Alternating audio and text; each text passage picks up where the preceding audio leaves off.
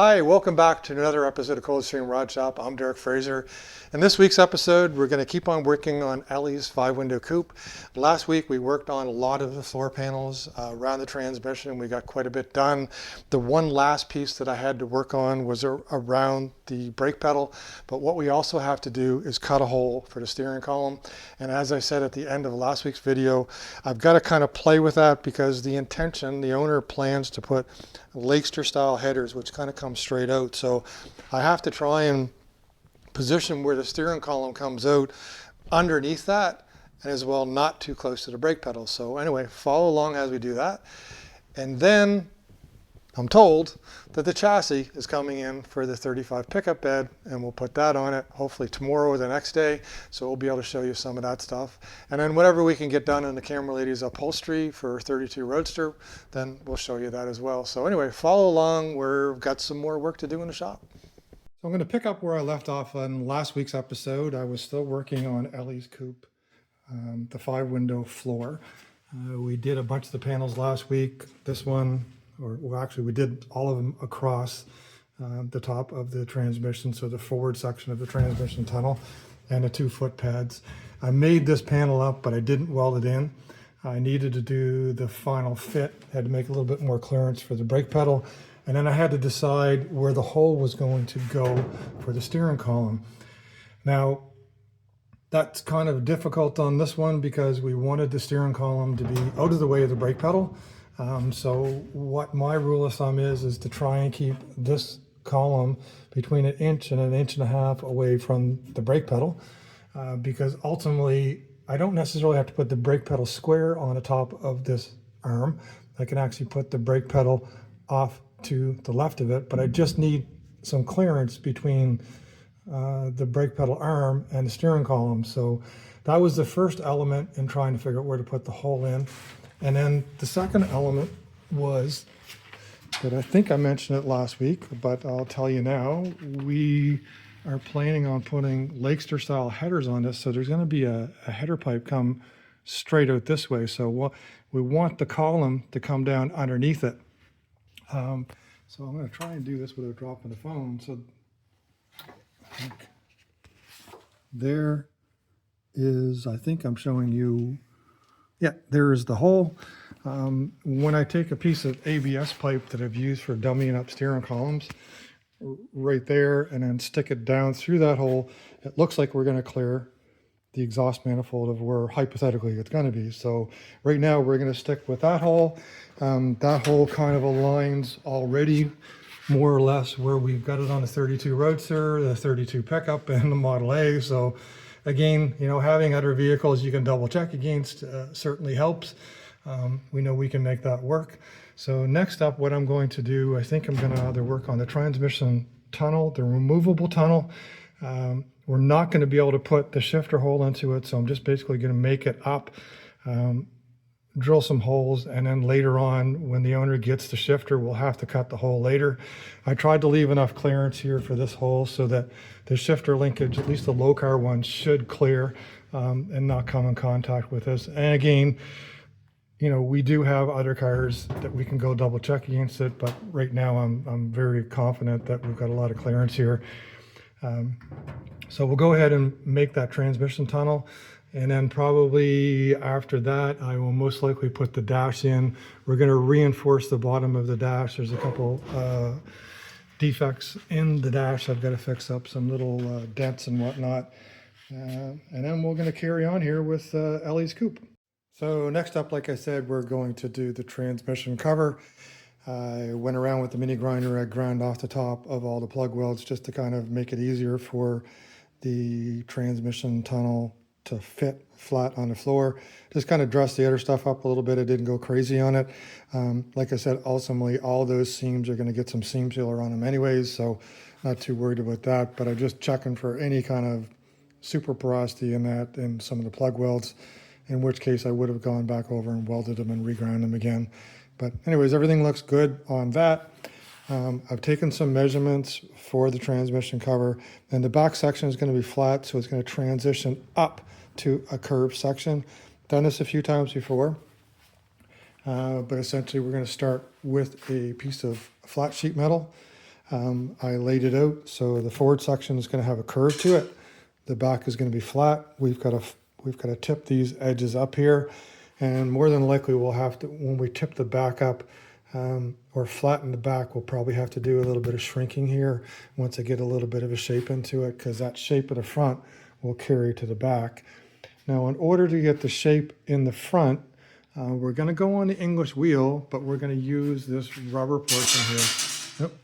Yep. We want to use the English wheel and the shape of the bottom dies to impart small curves in the front of this, but we don't want to stretch the metal, because if we stretch the metal, we'll make this measurement off, and it's exactly 16 inches from here to here.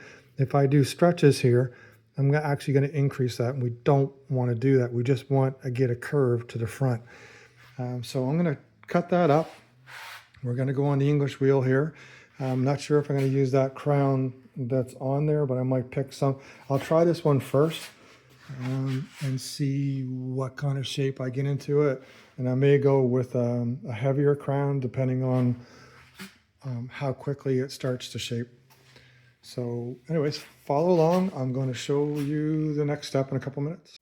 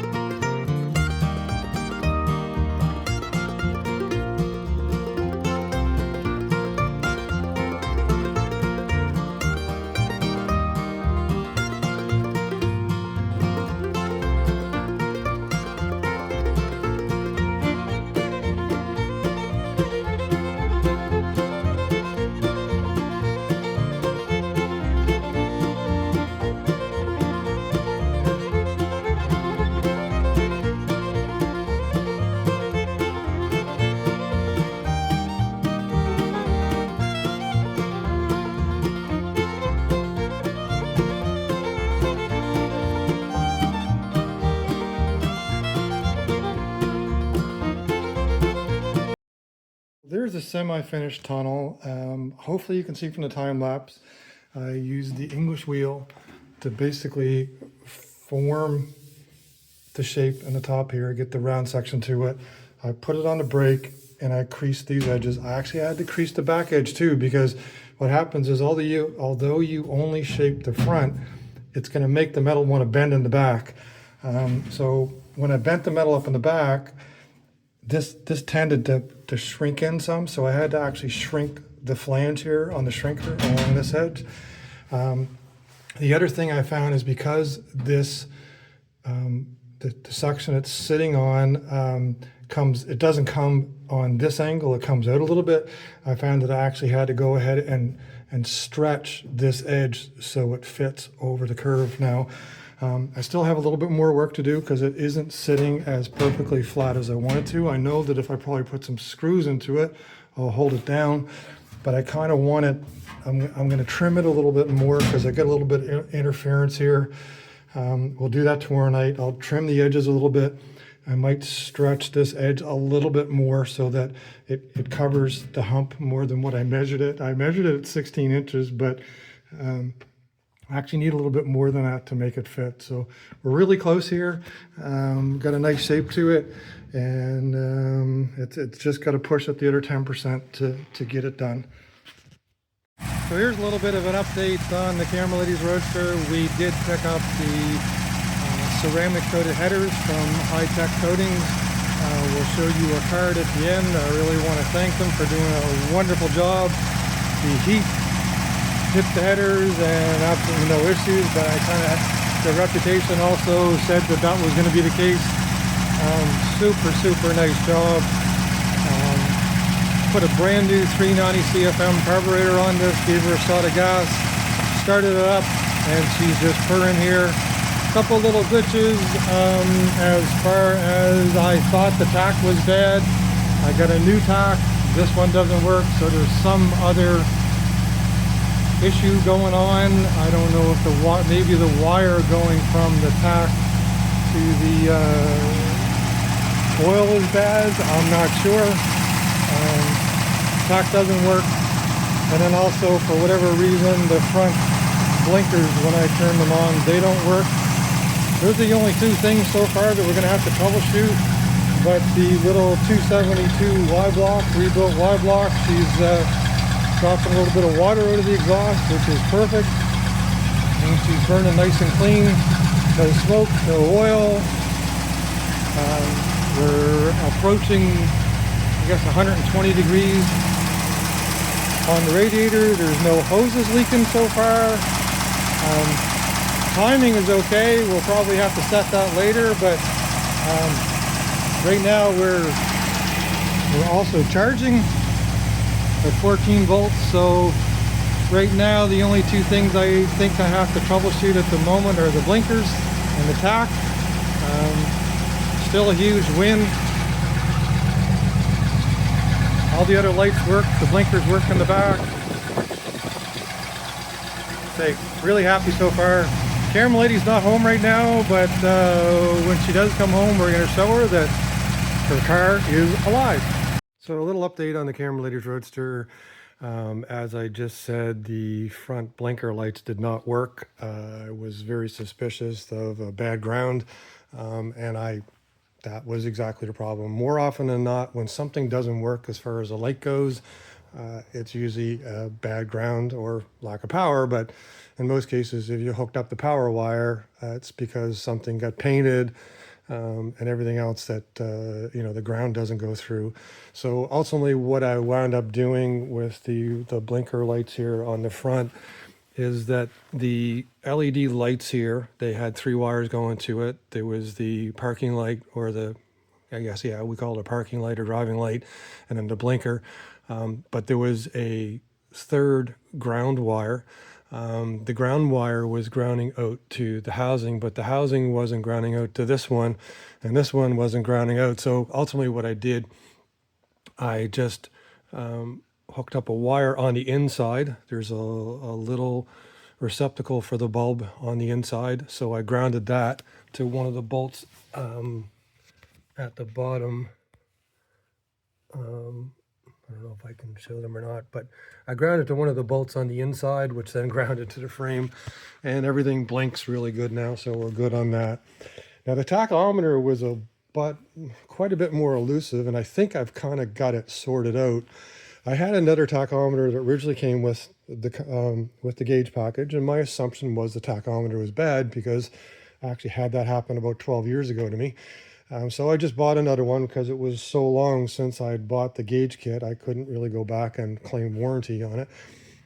But nevertheless, put a brand new tack into it. It still didn't work. So I took the first tack that I had, this one there, and then I hooked up some wires to it, and I hooked it up to the Model A over here, and it worked just fine. So I said, well, okay, that's kind of really odd. But anyways, so then I took this tack, which was the first one, and I just ran separate wires, as you can see here, up to the coil, and it doesn't work. The one thing that I was kind of a little bit suspicious of is that it's a very, very low resistance coil that's in this one, because that's what the Petronics replacement distributor was calling for. So I did a little bit of research on Google, and it seems as though I might need a relay or a tachometer filter or something to make a really low voltage, really low resistance coil work. So although it's not fixed just yet, I can now conclude that the tachometer is good. I think we have some sort of a filtering issue. Now, whether a simple resistor will work, because one of the things with the Model A here, over time, I did have to actually put a resistor in line right there in order for my tachometer not to have spasms or whatever, and it's worked just fine. Now the 32 pickup has a very similar setup. I think it's the same coil. I typically use the same MST Power Blaster or something or other coils. They worked flawlessly for me. Has the same gauges into us. This is no problem, but I'm not 100% sure of what ohms are on that. But 32 pickup was working good. The Model A tack is working good with that coil, with a resistor, but I know that these two coils are different than the one that we have over here on the Y block. So anyways, I'm going to research that a little bit more. Hopefully I'll sort it out by the end of this episode, and we're going to have the tack working in here. I know I have a working tack, I just can't get it compatible with that coil at the moment. So here's another small modification that we're doing to the dash on a 32 5-window coupe. What we did on the Roadster, because we welded the dash in place, we also, we put this 3/4 inch square tubing along the bottom of the dash here, just tack welded it in place. On the Roadster, we actually welded this to the A-pillars, but this dash is going to come in and out, so we just still want a little bit more rigidity, mainly for where the steering column, which is going to attach up through here, through these bolts. Just wanted a little more stiffness in it. We also don't want this to interfere with the original gauge tunnel that's going to go into this, so there's still enough clearance for that to fit in there, no problem. So anyways, and did a couple repairs here. There was a couple holes to weld up, a couple cracks in each corner. Got that fixed up. We're just going to bolt this in place. I do not have the steering drop, so I can't put that in just yet. So I'll ask if we're going to have that or not. But in the meantime, I've gone and I've retapped all the holes in the dash. I drilled one of the studs out, but the holes there that hold the dash in place, of course, are 12/24s, but luckily I've got a box of those and I have the taps to clean it up. So we'll be putting them back in with 12/24 screws. Now we got the transmission tunnel all screwed down. I just used some number 6 self-tapping screws to put that in place. Like I said, the intention of the transmission tunnel there is that you can take it in and out. In the future, once the owner gets a shifter, he or we will put the shifter in place, cut a hole there for it. The intention is probably to buy one of the low-car shifters or one of the clones and have a shifter on the floor. The dash fit in just fine. The bottom piece there cleared the brackets, and we've got a really rigid bottom of the dash for a nice strong connection for a steering column once we have the steering column and the steering column drop.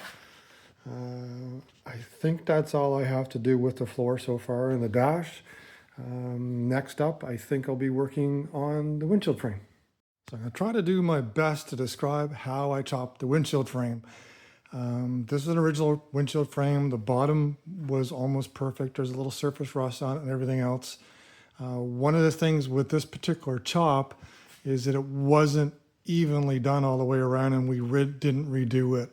It's 1 5/8, 1 9/16 chop or something in that magnitude. So what I did in order to chop it, I removed this bottom piece. There's 2 screws that come in the sides. All of the screws, even with the heat and wax, which almost always works for me, it did not work. I had to drill the screws out. 1 screw hole on each side was already previously stripped anyways, so we're trying to recover at least 1 good screw. I'll take it out here in a couple seconds to show, but ultimately what I did is I crept in on the measurement here. So that was my first cut. So what I did, I took a woodworking tool right there, and I measured the angle. After I took the bottom piece out, I used this to mark an angle, and then I took this much out the first time, went back in, took another sliver out, and then basically progressively kind of filed the corner till we came up on both sides to where we have it right now. Now that windshield frame fits in there the way that I think it should. There is a rubber gasket that goes all the way around. I'll pull it out here in a second and I'll show you the screw holes. So the screw holes on the sides are, the camera can focus. So right now the bottom screw hole is stripped. I may very well try and repair that, but I've got at least one screw with a makeshift screw into it. It's an 832 threaded screw. So I took this Allen key screw for the time being, ground it down, and that's what's holding it in place. We'll look for something else. Now, most of the time with these windshields, the aftermarket, most of the guys around here don't use setting tape. The vast majority of them set it in with the urethane glue. So more than likely when this one gets a windshield, it's going to get that. So I'm thinking that only one of these screws is really only necessary to hold it in place, because the urethane is going to do it. And then on the other side, hopefully I can show you, the bottom hole was good, and the top hole in the bottom section was stripped out. I can probably tap those to 1224, but what I'm thinking right now is more, like I said, more than likely, because the windshield frame will be put in with urethane glue in the grooves and not setting tape, that just one of these screws will be necessary just to kind of hold it in place until that glue solves. But anyways, the windshield frame, as you can see there, it's not a bad job. The windshield frame is now chopped for Ellie's Coupe. Hopefully this was a good enough take for it, and I didn't bounce the camera around, and you can see what we did to pull this off. But that's it. Well, that's it for another episode of Coldstream Rod Shop. We got quite a bit done on the 32.5 window coupe. We got the transmission tunnel all fixed, or made and put in place. We've got the dash reinforced and fixed and put in place. And then we've got the front windshield frame chopped. Still needs to be bolted in place, but the holes lined up. I'm not really worried about that right now, so that's done. And then the Camera Ladies Roadster, we got the headers back, the engine is running. Hopefully you can hear it running well on the video earlier on there. Everything is going good.